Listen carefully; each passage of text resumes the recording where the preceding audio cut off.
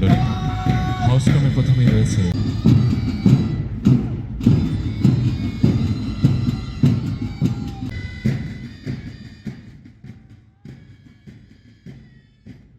Comilla cadet কলেজে ৩ দিনব্যাপী আন্তঃহাউস বার্ষিক ক্রীড়া প্রতিযোগিতা ২০২৫ বর্ণাঢ্য ও মনোরম পরিবেশে কলেজের নিজস্ব ক্যাম্পাসে সম্পন্ন হয়েছে।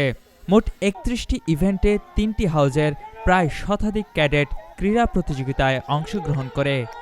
এবার কুমিল্লা ক্যাডেট কলেজে সার্বিক চ্যাম্পিয়ন হয়েছে গোমতী হাউস, সার্বিক রানার আপ মেঘনা হাউস, আন্তঃহাউস অ্যাথলেটিক্সে চ্যাম্পিয়ন হয়েছে তিতাস হাউস।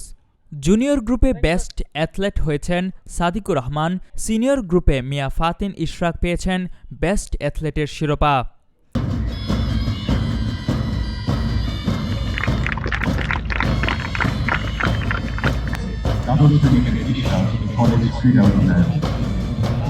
চব্বিশ ডিসেম্বর বুধবার সমাপনী দিনে প্রধান অতিথি ছিলেন পায়রা বন্দর কর্তৃপক্ষের সভাপতি রিয়ার অ্যাডমিরাল মাসুদ ইকবাল। বিশেষ অতিথি ছিলেন রনিমা ইকবাল। অতিথিগণ বিজয়ীদের হাতে পুরস্কার তুলে দেন।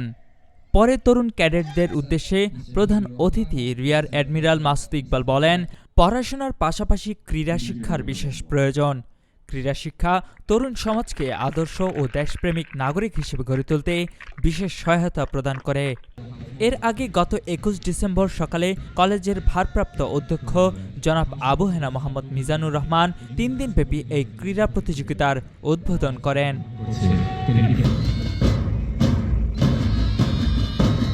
কুমিল্লার কাগজ নিউজ ডেস্ক।